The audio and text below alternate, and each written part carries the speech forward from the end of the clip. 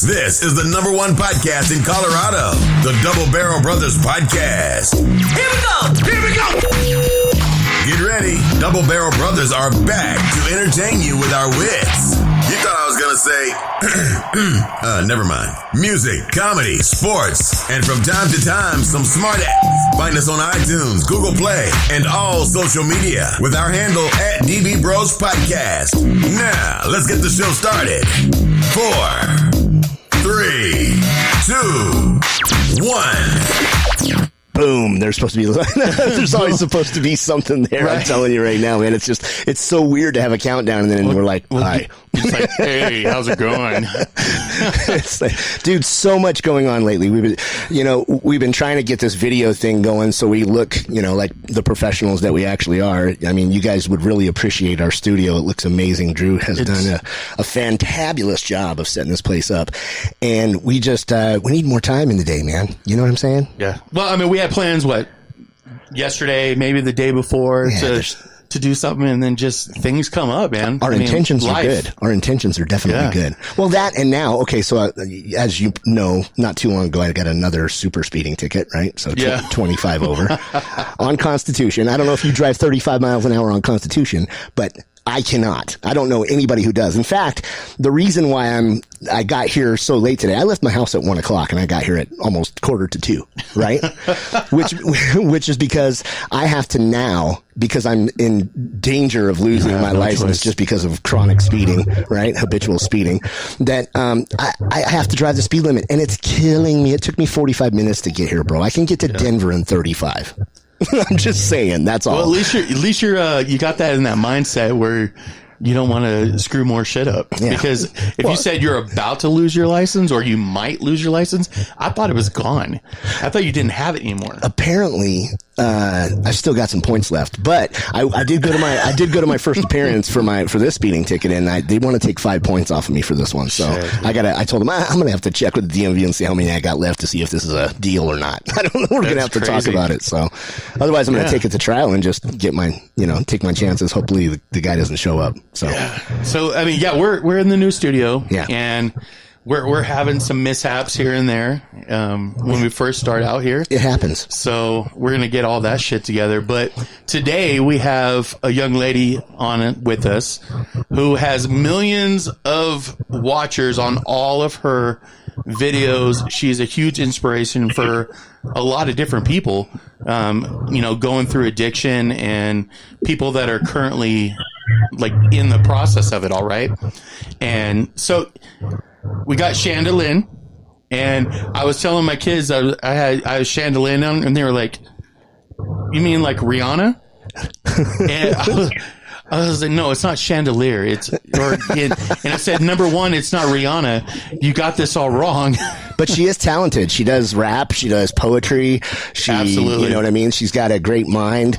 And she's pretty. I mean, so that helps too. So she's got a lot of followers that are looking to her for advice and stuff like that. You get people in this world every now and then that don't have necessarily the college degree and didn't go to school for 10 years to get, psychology degrees and all this other stuff, but they've been through some stuff. They've got real talent and real street smarts and real life experience. And those are the people that I trust. Those are the people that I go to when I need advice. I don't, if you've never been through something, but you went to classes and learned about it and all that stuff, that's not the same. It's not the same. So the inspiration and the videos that I've heard from her and the way she speaks, and she's very transparent. Like, she has bad days. She gets on there and puts herself on camera crying and says, "Listen, you guys, I'm having a rough day." And that's kind of her therapy too, is to help other people. And that's why I appreciate her. And that's why she's got so many damn fans. She's, you know what I mean? I mean, people need that. Yeah. So it's a pleasure to have you on. Chanda, say hello. Hello. I feel like this introduction put a high expectation on me. I don't feel like I'm that cool, but I appreciate it. Well, Thank you. You have to be. You have to be that cool, because people don't just follow somebody who doesn't know what they're talking about. So we definitely appreciate what you're doing. As Drew mentioned on Facebook post today, that we've both kind of had experiences in our lives, that things that we've been through. So and to have someone like you, and to have the avenue of Facebook videos and YouTube videos and things like that, where people can actually go and look at your page at any hour of the night and go back to videos and get some inspiration, or have that talk over again with you virtually, is something special. So we're glad to have you. Well, thank you guys for having me. So give us a little bit of background for those who don't follow you on Facebook and Instagram and all that stuff. Let us know kind of just like where this all started. Why did you decide to start making your videos and being such a, in my words, I would say an icon in many people's eyes? Oh, Lord. Well, it's a very interesting, spiritual, weird story. So like I told you before, that's the wavelength I operate on. It was around December of 2014 when I had gone through the worst of my addiction. At that point, it was like 6 to 7 years into, everything that I was doing. And I went to my mom's house and I detoxed on her couch. And on the third day, I had a spiritual awakening, like an instilled vision of sorts. And I became hyper aware of just the state that my life was in, and, that it needed to change. And at that point, when I went down there to detox, I really didn't think that was going to be the end. And, I thought I'd appease everybody and just say I got clean. But then with this awakening, I don't know, something shifted inside of me. I went back up to New York, left my boyfriend, packed all my stuff, took my son down to Pennsylvania. And I was maybe a month or two. It's difficult for me to remember, the time periods, but maybe a month or two into my recovery. And I was still drinking at that point, just really had no purpose or focus or vision on, okay, God, you wanted me to get clean, but now here I am, and I have nothing going for me. I'm working at a pizza shop part-time, and there's really no hope for me. And I said, okay, I'm praying at this point. And I'm like, if you want me to draw closer to you, you already saved my life.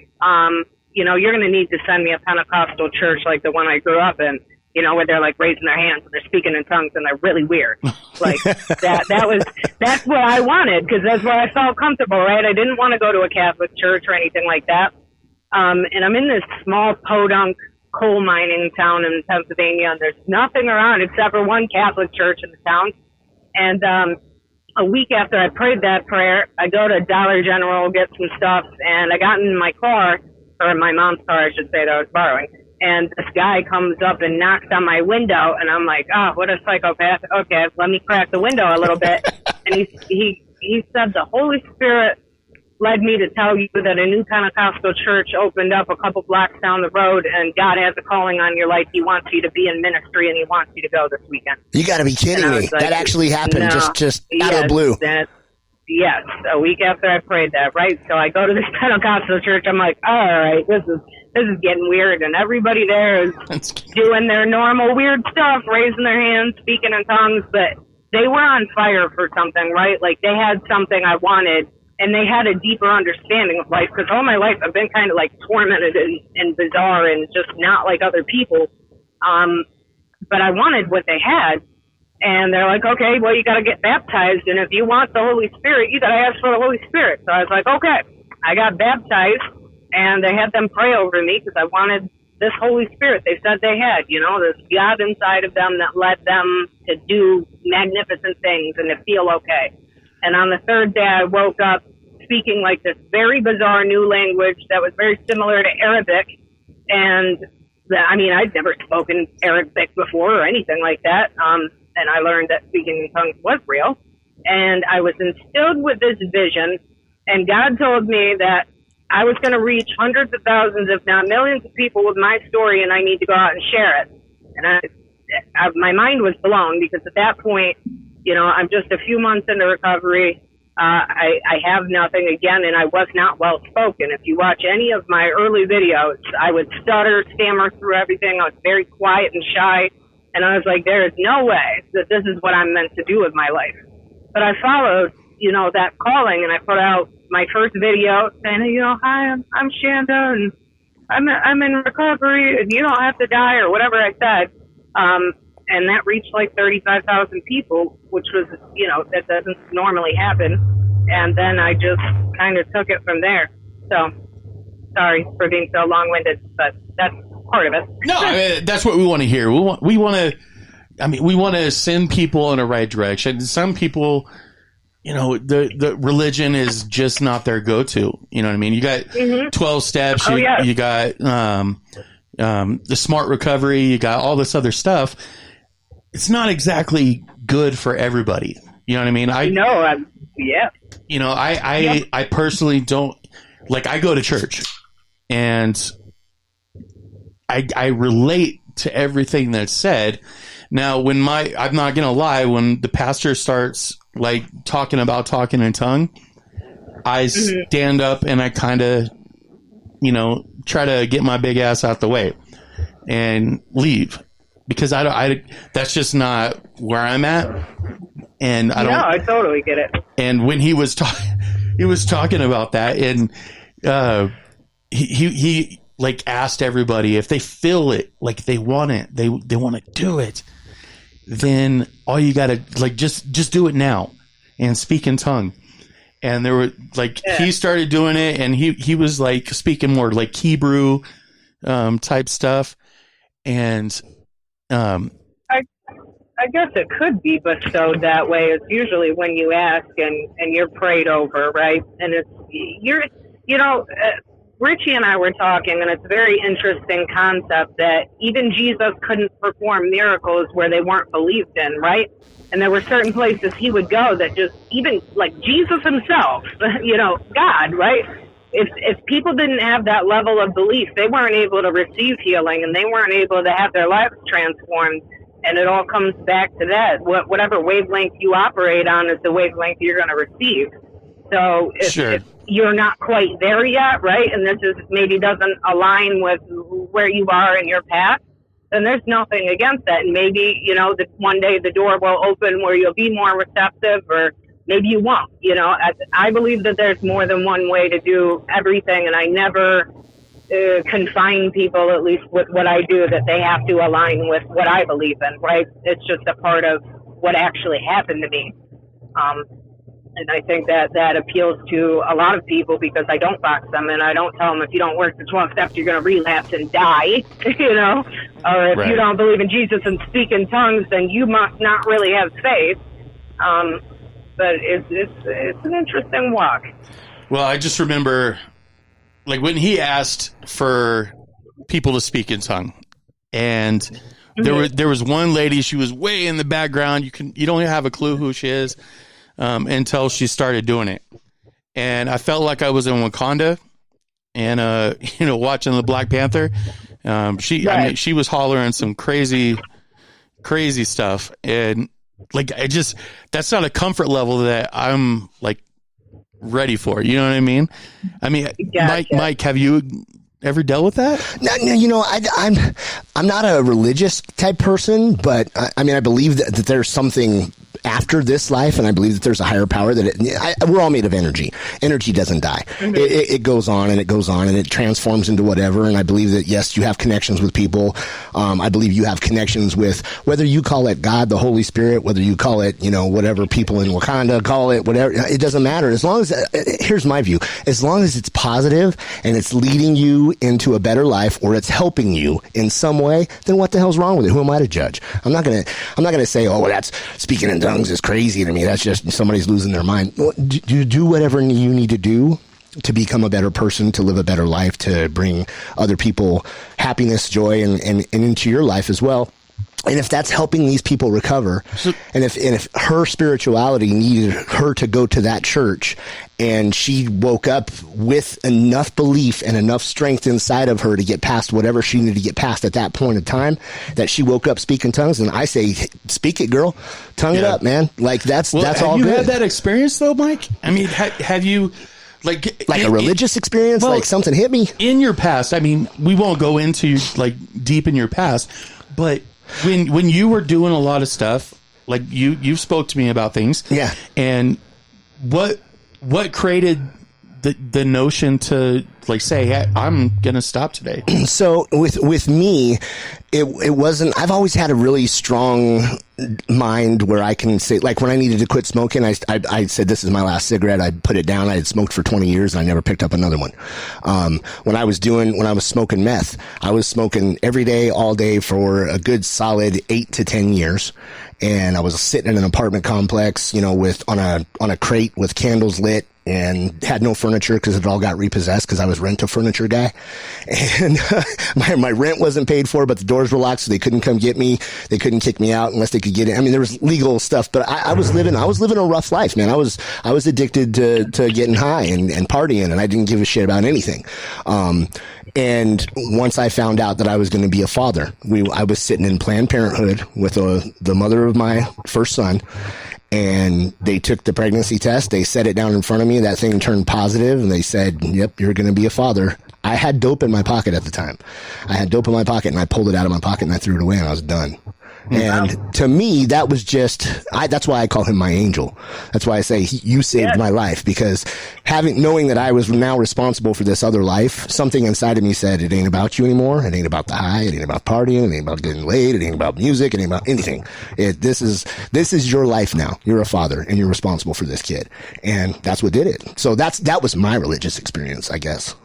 Well, I would definitely say that's incredible. Yeah. Religious. Yeah. I mean, in any which way possible. I mean, if you're a Buddhist, you're and that's why I say I'm more spiritual than I am religious, because whatever spirit hits you, man, whatever energy hits you where you need that, or whatever energy you turn to become a better person, to turn positive and things like that.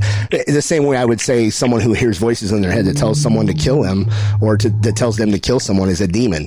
You can put whatever label you want on it. You can name it whatever you want, but if it's good, it's good. If it's bad, it's bad. I mean, that's all it is to it, as far as I'm concerned. So.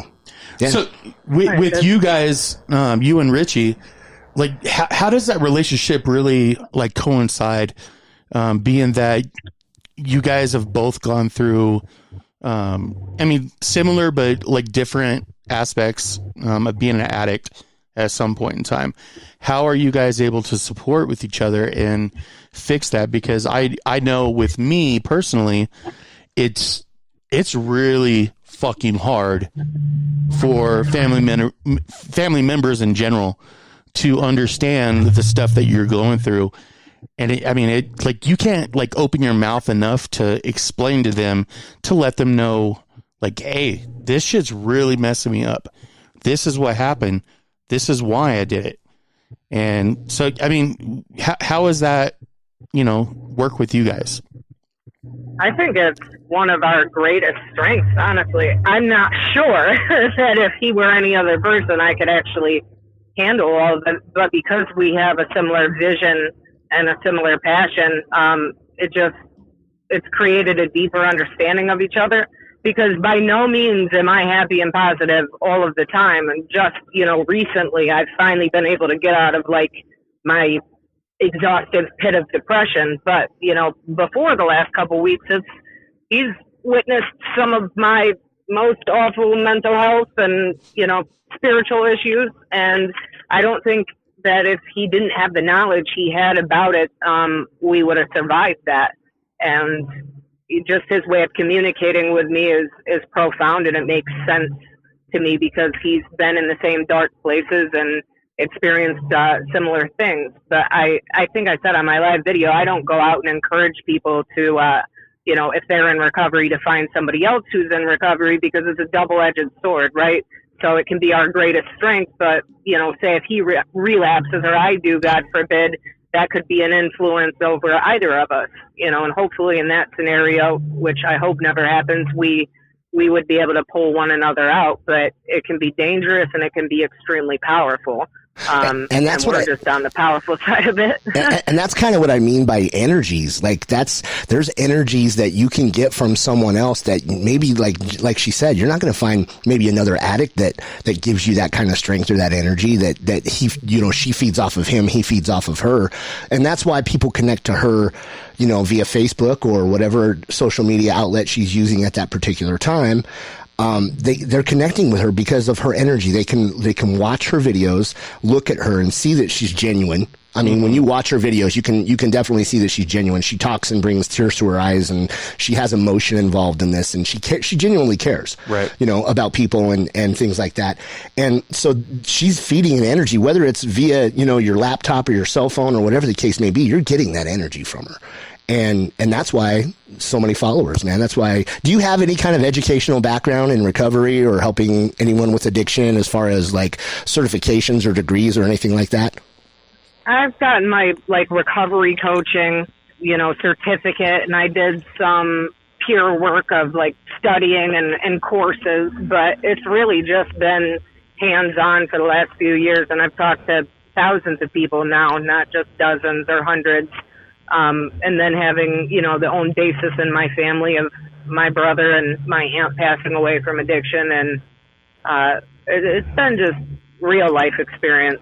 And, go ahead. No, that's what I mean. That's better. To me, that's better than any degree, any certification, anything like that. And you can get a certification to kind of fine tune and, polish up, maybe the way you talk to somebody or things that you can say, minding triggers and things like that. But she's got real life experience, man. And she's going through it still to this day. And that's what people connect to. And that's why people love her so much. And I mean, we appreciate what she does. Obviously, we wouldn't have her on the show, but yeah, man, that's the energy. So it can be whatever, you know what I'm saying? I mean, there's whatever energy helps you get through it. That's good for you. Yeah. And go ahead. I find it interesting. I know a lot of people on social media and whatever you want to call them, public figures or influencers. And I believe that, at least for me, I had a decision to make close to when I first started doing this. I saw what worked, right? You can market yourself in a certain way to appeal to certain people, and you can say the right things, and you can be this and have this image. But I've always had an inability to not be real. I've always had to be who I am, right? And it's channeled this intimate connection, because you come to a fork in the road where you realize I'm going to be successful for being something else, or I'm going to be successful for being me. And maybe being me isn't going to be successful, but you have to stay authentic to that self. And I think the only way you can truly heal other people is by being real in those vulnerable ways. And it's very uncomfortable. What I do is not always comfortable getting on video and telling people, hey, I wanted to kill myself a couple months ago, and this is how I'm making it through it, and I'm still having thoughts and all of that. But, when I was in one of my darkest times, I was looking for somebody real. I remember going on Facebook, and I was like, just somebody have a message. And all I saw were I don't know, plastic people with masks almost. That's the only way I could view it. And everybody was saying the right things, right? They had polished language, and they had their little inspirational quotes, and it was all so fake that it just shut me down even more to real life, and I felt more like an alien and alienated and alone. And I realized from that moment on, I need to provide what I needed, which was something real, Do you think that that's why a lot of people have a hard time with programs and going to recovery or groups or things like that? Is because people they're saying what's in the textbook, and they're, they haven't necessarily been through it the way that you necessarily have. And I'm not sure I'm familiar with, what was your drug of choice? Painkillers, everything in between. I really liked ecstasy for a period of time. I really enjoyed Suboxone, even though most people don't get high off of it. It did something for me. Alcohol was always huge. Just everything, but mostly painkillers, because I knew what I was getting. Yeah. Yeah. So, I mean, so somebody that has an addiction to whatever, heroin or, speed, meth, whatever, I mean, that's, you're relating to them in a way, because it's the addiction. It's not, okay, when you're speaking to someone who's addicted to methamphetamine, then these are the triggers, these are the things you need to say. When you're addicted to someone who's got alcoholism, this is the triggers and these are the things you need to say. It's not, it's real. It's just, hey man, it's all hard. It's all hard as hell. Yeah. And no matter what you're doing, and it's embarrassing. I mean, what made you decide to open up for the first time and become transparent and lay your soul out on Facebook for people to see? What gave you that inkling to do that? Well, it was, the vision I had when I got sober, but it was probably maybe a year and a half into it. I mean, I've always been able to be 100% who I am when I'm either writing poetry or rapping, right? So those were the ways I really showed who I was at first. And then it was those experiences where I felt alienated in my darkest times that I really decided, okay, I'm just full force going to be me. And even if it's horrifying to me, right? Like, it's not comfortable to tell people, hey, I had an addiction while I was pregnant, or hey, I've done this, or I've had this happen to me. But I realized probably a little later on that those were, the things that I needed to hear. And people do feel deeply alone because there are people out there in the world that, say they want to help, but they're not reachable in the ways that they could be to actually help. I don't know if that answered your question or not. Yeah, it was a little while into it before I was able. No, I mean, hitting on Mike, I'm not actually hitting on him, but he is sexy. Anyways, yeah, so going back to like recovery and stuff like that, that was like he said embarrassing. You know what I mean? You're in an area with nothing but fucked up people, so when you're there, it's not embarrassing because you're there for a reason, right? Well, coming out of addiction is there's so many things that are so very similar to the reason why you went into addiction, why you looked for that something else to get your mind out of reality. Whether I'm being judged for whatever, I need to escape. I feel I'm judging myself. I need to escape. That escape, the same reasons that you found something to take you out of that reality are the same things that you go through coming back into the reality. Mm-hmm. And acceptance of yourself is freaking hard, man. Like, to admit that you've got something wrong with you and that it's not good and you're not doing anybody any good with it, and to actually stop being selfish and to actually take care of yourself. The words that I'm using they're counterintuitive because you're being selfish, but yet you aren't being selfish. You know what I'm saying? When you come out of it, you have to be selfish, but you also have to be open and accept help and try to help others. And I think, and correct me if I'm wrong, Chanda, but like you helping other people probably helps you stay away from your addiction more than anything, Oh, absolutely. I think acceptance is huge. And then, at least for me, sharing the darkest parts, right, and the most embarrassing things or the things I was ashamed of has set me free in a way because nobody can use that against me, right? I've already shared the secret myself, so to speak. And because I am fearless about how I approach it, there's no room for shame once you let go of that fear of judgment or whatever's going to be cast upon me. If I radically accept this, and you truly see that I'm radically accepting it, there's no room for you to push me down because of it. And that's the way I've approached it all. Okay, call me a junkie.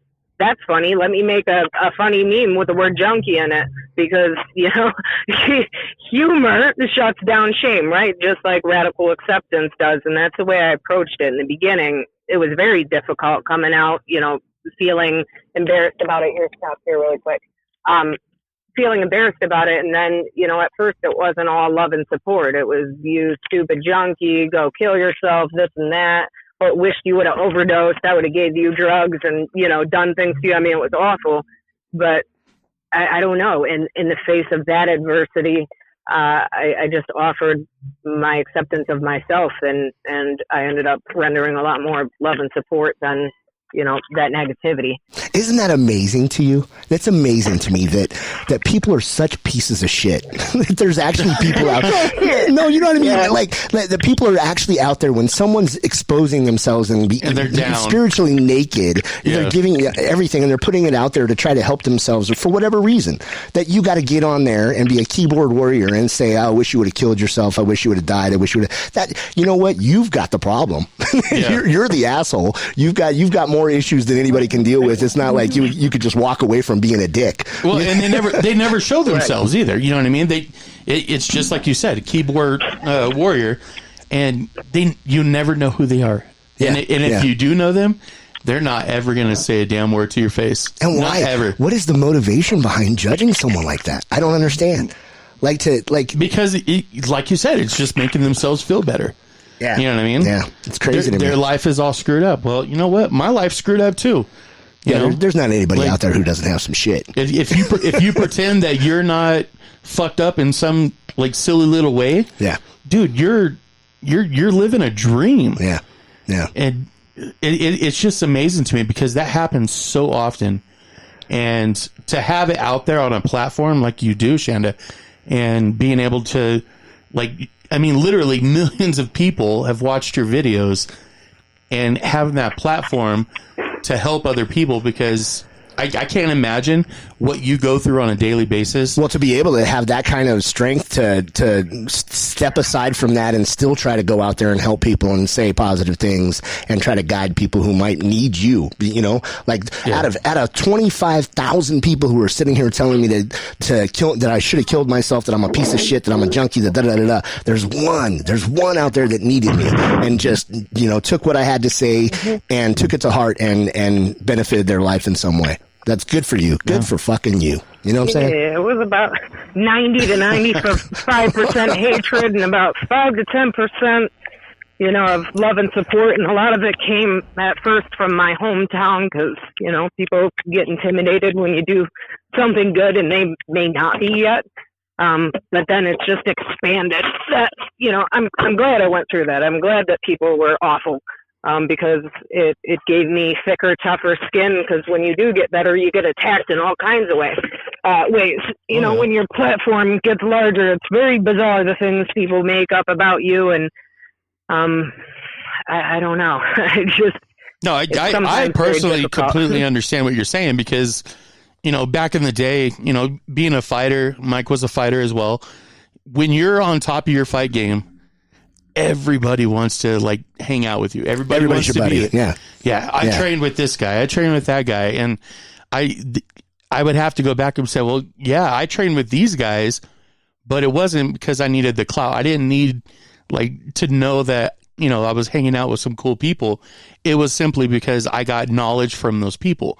So the same thing kind of overturns into the addiction phase. If you're hanging out with the negative people that are just trying to do bad shit to you and have their own agendas, versus going out and being in that, let's say the sober group, as weird as that sounds to some people, you're going to have a completely different mindset and a different set of friends. Well, that's the beautiful thing about, and it's funny that I say the beautiful thing, but there is a beautiful thing about being a former addict, is that you have a realization and you have a whole new awakening to people and personalities and energies, and you can tell who's healthy for you and who's not. And you do become somewhat hypersensitive to that, and you start to be able to, you build that strength. Okay, I need to just shut these people out of my life. I can no longer hang out in this crowd. I can no longer go do this particular thing, go hang out at a bar or whatever the case may be. One thing leads to another, and you become more aware than anything. Mm-hmm. It's kind of funny. And not everybody, I'm sure, but there's a hope for everybody to get there, as long as they, take the steps they need to do and find strength in whatever they need to find strength in. Are you getting any kind of avenues opened up to you, Chanda, to help people in a different way other than just on Facebook and things like that? What avenues have been opened up for you because you are so popular as far as that goes? Speaking engagements are huge, and just meeting people one-on-one is really big to be able to make a change. But really, it's going to be my music. I think that is going to be bigger than anything I do, bigger than my Facebook. And that's what I'm focusing on this year. Just expanding even outside of addiction, just to everything. I don't want to be just, narrowed in on this one thing. I believe that I would have the ability to help people that may not have ever even struggled with addiction. Maybe it's depression, anxiety, or motherhood, whatever it's going to be, through music. That's the new door of opportunity that has opened up. And music is a huge thing for anybody that wants to like separate themselves from like your everyday bullshit. When I'm having a bad day, I put on like certain songs. Sometimes I listen to church music, and you know, I'll do it by myself because my kids are, you know, not about that. But you know, I'll do it just to make myself feel better. And your music is very specific. You are like mainstreaming addiction, every single one of your raps that you do. And I will say this much, that we specialize in musical talent here. So we could you know, throw out your name a little bit because we got some clout. Not that much. I'm just kidding. Yeah, I'm like, whoa, you must know people I don't know. But no, I mean, we'll be more than happy to promote anything you want to do. Feel free to share anything you have on our page, and, you know, to reach even more people, because we are international. We've reached several 14 countries. 14 different countries. And so, yeah, I mean, it's another avenue for you. We'd be more than happy to share that with you. So talk a little bit about what's going on with you now. What's coming up? What can the people that you are trying to reach, what can they look forward to from you in the future? I think I'm working on a few new songs that I'll be putting out there that, you know, aren't just about addiction. I'm going to be writing a couple books and expanding somewhat on YouTube. I kind of want to try out YouTube and then do a podcast of my own with maybe probably deeper, more spiritually weird people. I think that's the avenue I want to take. I just want it to be different and, you know, have a bunch of different areas that I'm able to talk about and express myself and have other people express themselves. So yeah, the book, the music, and doing podcasts and weird YouTube stuff. Do you do any kind of traveling at all? When you do your speaking engagements, do you go out of state at all or no? Oh yeah, I'm always traveling. It never ends, but it's a good thing. Do you have any plans to come out to Colorado anytime? Interesting that you asked that, because one of my best friends lives in Denver, and she's been trying to get me to come out there for quite a while now. So I should be able to in the spring. Well, let's make sure that when you come to Colorado, you stop by here and we'll have you in the studio and bring some of your music, and, you know, we'll sit here and is your man going to come with you? Oh, yeah, I'm sure. Yeah. Bring him. We've got 4 chairs, so we'll sit both of you down. We'll have a really cool rap session, and we'll talk about whatever's going on with you and good stuff to come and all that good stuff. Okay, promise? That would be awesome. Okay. That would be awesome. Is that contract right there? It's a verbal agreement. Yeah, I'm gonna take that as a verbal agreement. My best friend would freak out if she knew I was making plans for Colorado. Oh, good. Well, good. And then give her a shout out too, and we'll maybe we'll have her come down with you or whatever. So if you're driving with Mike, you can get from Denver to Colorado Springs in 35 minutes. If you're driving with someone else, it's more about an hour. Yeah, a little over an hour. Too long. An hour is... So you're an unsafe driver. I feel like I mean, I'm not going to be sexist here, but men and their driving abilities, from what I've experienced, is not great. Now, like Richie right now is on his cell phone texting, and he's been watching Pokemon videos all while he's driving us in my very nice Jeep. I can tell you that there's a difference between driving fast and driving unsafe. I have not been in any accidents. I have not caused any accidents. So I'm very conscientious of how far I need to be. People are fucking scared of you. You mean they get out of my way? They do get out of my way. But that's not a bad thing. That's good. Dude, there's been too many times now I've driven with you and scared the shit out of me. Chanda, real quick, I'm curious. Has anybody ever reached out to you and just kind of said, "Hey, you saved my life. You did this"? I mean, have you had that kind of reward yet? And tell me a little bit about what that feels like.